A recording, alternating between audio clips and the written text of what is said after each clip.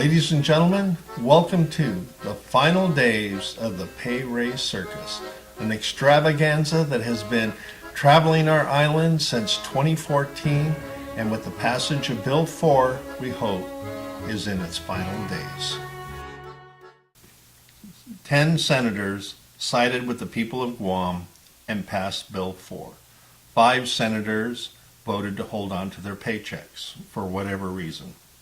For the umpteenth time, I shall veto. The governor only half-jokingly told reporters that he has lost count of how many times he's had to veto a raise rollback measure since lawmakers passed the controversial pay hike in November of 2014. Over the last couple of months, I've heard Governor Calvo comment numerous times in the media that he believes that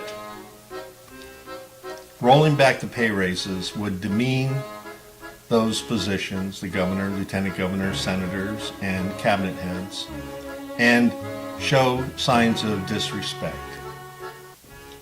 Nothing could be further from the truth. The governor was the one that broke the trust with the people of Guam when he had the legislature called into special session just days after the 2014 general election. The senators met, gave themselves a massive pay raise in secret, and made it retroactive, and fought for the next 2 years to keep those pay raises. I think totally there were probably 10 or 12 different bills introduced trying to roll back the pay raises. There were probably a dozen votes and vetoes trying to give the appearance of rolling back the pay raises. But truth be known, if the senators had wanted to roll back the pay raises, they could have done it in January 2015 when Senator Mike Nicholas introduced Bill 4 then.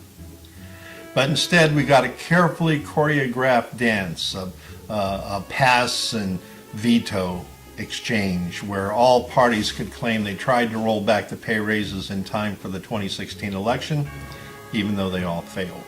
Well, the public wasn't going to play that game any longer, and we saw 7 new senators get elected. In retrospect, I think the governor's vision for compensation came from bad information. The average pay of a full-time legislature in states is about $85,000. Now, if the governor had actually had someone go to the different government websites, they would have learned that the average legislator salary is actually $38,000 and change, not $85,000. And because of that disconnect, that's what brought us to where we are today. Now we're coming up to an override vote that will happen this month or next month, but it will happen. And when it does, we, the people, are counting on those 10 senators to keep the promises they made on the campaign trail and the faith they showed when they voted to pass Bill 4 in the first place. And in the process, we can close this pay raise circus once and for all. It's time.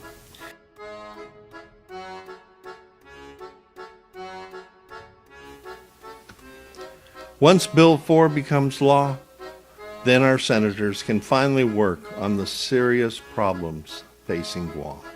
And we have a lot of them. But the first thing we want to look at is the worldwide factors that are going to have major impact here on Guam.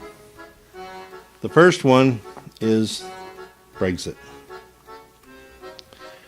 When Britain pulled out of the European Common Union, it set the second largest trading bloc of nations into chaos. And as a result of the chaos that we're seeing go across Europe, it's affecting China as well, it's affecting the United States, it's affecting Central and South America. The International Monetary Fund is predicting that a number of economies, many of them right here in the Pacific region, are going to be going into recession. China is on the list, South Korea is on the list, India's on the list, Russia's on the list, Australia's on the list, many of our friends and neighbors are on the watch list.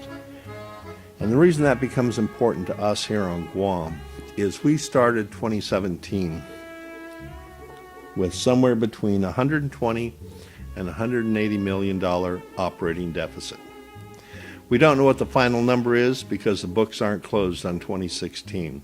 But for the 3 years, 2014 through 2016, we're looking at somewhere between $120 and $180 million operating deficit that's impacting every aspect of government of Guam operations. Then there's the government of Guam employee retirement system. We still need to get it fully funded because there are many people in government of Guam who aren't able to retire because their retirements haven't been brought up to date. And here is another big red flag that our senators are going to have to deal with, and it's Guam YTK. Now, this is an interesting situation. Here is a company that is owned by members of the governor's family who bought it after the election. The company had been bankrupt, closed, and they bought it, and somehow through a poorly written contract, they got a judgment against the taxpayers of Guam to the tune of somewhere between 14 and 20 million, depending on if and when it's settled. So we hope that the court case goes in favor of the people. Otherwise, the owners of Guam YTK will be reaching into the taxpayer pocketbook and extracting about $20 million. Now, the reason this is important is because of another situation. Simon Sanchez High School. The RFP was designed as a pure pork barrel project, political payback, because here is a law that had no limit authorizing the construction of a massive public works project, but there was no limit on the law. That was the first problem. The second problem was the contractors that won the award in the first award had identified a way to use the IDIQ contracting process to push as much as $160 million through this contract without legislative supervision. We are fortunate that the OPA ruled in the favor of the people, but DPW is still working hard to preserve this contract as a pork barrel project. I testified at the legislature on a hearing on Bill 19, which is an effort to cap the project, eliminate the IDIQ, and require that the final award also take cost into consideration. Because under the present pork barrel process, the newest company with no experience won a contract to build $100 million worth of construction that could go as high as $160, and they were building the smallest school with the biggest price tag. Not exactly in the favor of the taxpayers of Guam. But it is consistent with another project that the governor has signed an agreement with, Guam Resource Recovery Partners. Still alive, but barely. It's in the courts right now, and the governor signed a settlement agreement with GRRP, and he hopes to get it through the court so that he can issue $350 million worth of taxpayer guaranteed bonds to a company that has never designed, built, or operated a waste energy plant. I do not predict a lot of success on that, but the reason why this is important is because these projects are taking money that could be used to invest in Guam Memorial Hospital. Guam Memorial Hospital is the only publicly owned facility on the island, and for many people on the island, it's the primary care physician facility of last resort. So we can't afford to let this fail, but with GRRP, the flawed Simon Sanchez RFP process, and Guam YTK are all going to take money away from Guam Memorial Hospital unless our senators do something. And I wish I could say That's the extent of the problems we face, but we're just getting started. A couple years ago, Guam Power Authority had a couple of their baseload plants catch fire and blow up. We're looking at $400 to $600 million to replace that. In the meantime, we're leasing very expensive generators to replace a baseload plant. The OPA just recently released a report that said Guam Waterworks Authority is only 40-something%. 50% of the water that comes out of the ground makes it to a meter, and the rates keep going up. So it shows how bad the infrastructure is on the water side. Last year, in the waning days of the 33rd legislature, Governor Calvo tried to push through a $100 million tax bond. Now, the way the tax process works, we pay our taxes, the government collects them, and then they use the taxes that they are owed to run the government, and then they refund excess collections to the taxpayers. The governor, in his State of the Island address, wants to borrow another $100 million to pay tax refunds. The problem with that is if we don't have the physical discipline to pay tax refunds out of excess collections, where are we going to get the money to pay the bond payments? Now, this is $100 million is only for 2016. So if we weren't able to set aside money to pay refunds for 2016, where are we going to get the money to pay refunds for 2017? We'll have to borrow another $100 million bond. But by then the governor won't care because he'll be out of office and it'll be somebody else's problem. And I wish I could say that was the end of the story, but it just keeps getting worse. The Trump administration has released their budget. The Guam Tax Commission has reviewed the budget, and they've identified the possibility that if the Trump budget passes, government of Guam could lose up to $126 million in federal funds.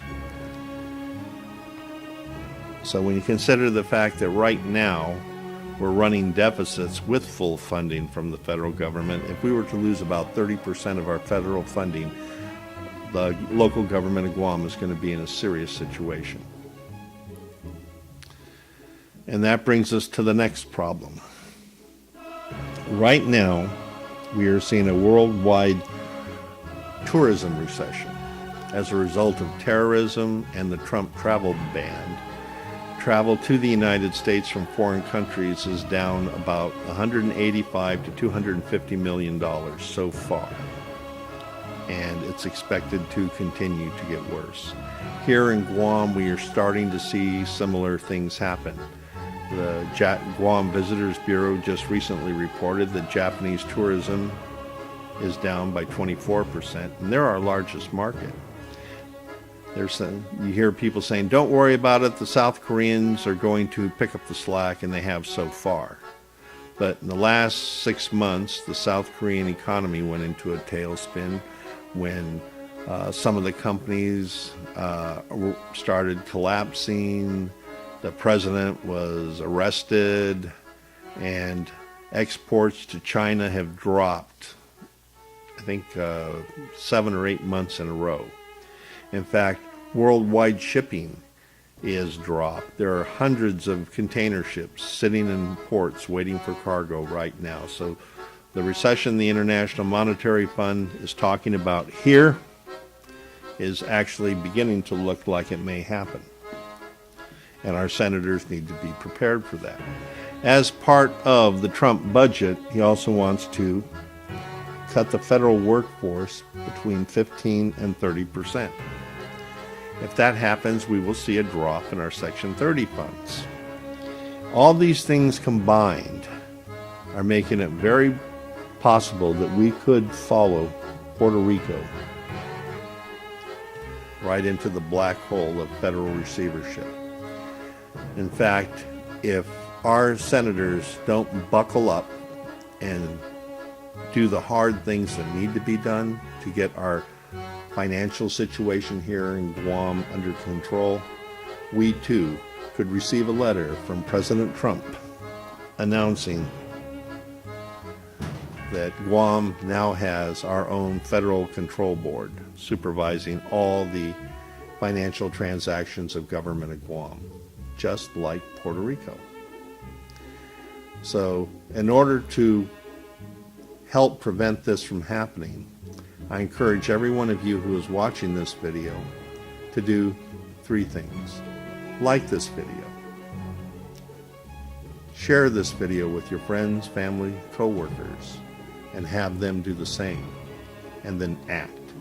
Pick up the phone, call a senator, tell them what you think of the pay raise issue, and ask them to be sure to override the governor's veto. Because once we get the pay raise issue settled once and for all, our senators can begin to address all these problems. It's very important that our senators get to work on these problems, because we need to get ahead of the curve, because right now we're behind the curve, and if there's a hiccup anywhere in any of these